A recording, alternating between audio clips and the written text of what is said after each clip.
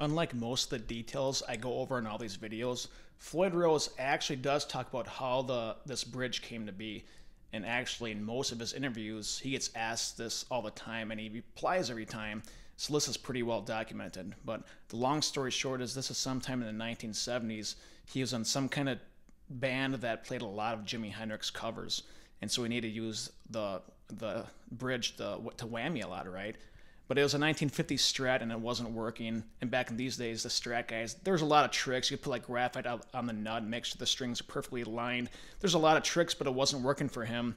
And he was a jewelry maker, so he had some background knowledge on how to work with metal and all that. And he was at home one day and he realized that the problem was that the friction at the nut when the strings move. So if you do a whammy trick, right, the strings are moving at the nut and sometimes they grip too much, and then that caused it to go out of tune a little bit. So then he had an idea, like, well, what if I just lock it somehow, right? And so it prevents any movement at the nut.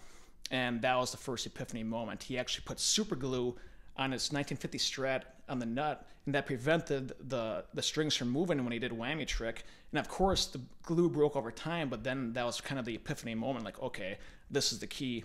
And from there on, he borrowed $600 from his parents, and he was starting to make prototypes. And he had a guy help him with the metal shop, and that's a long story. I'll put a link down here where he talks about that more, because like I said, this is very well documented. And right here is this guitar here, this Gold Top Les Paul, is considered the very first guitar with a locking trem on it, and the very first Floyd Rose prototype. It's made out of brass right here. You can see it at the House of Bizarre Guitars in Reno, Nevada, I think. Maybe it's not there anymore, but that's just something I read.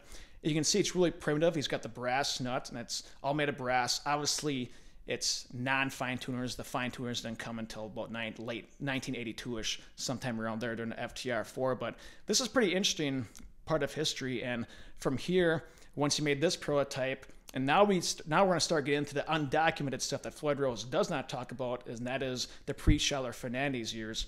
And so after he built this prototype, he started refining it and started making it out of steel.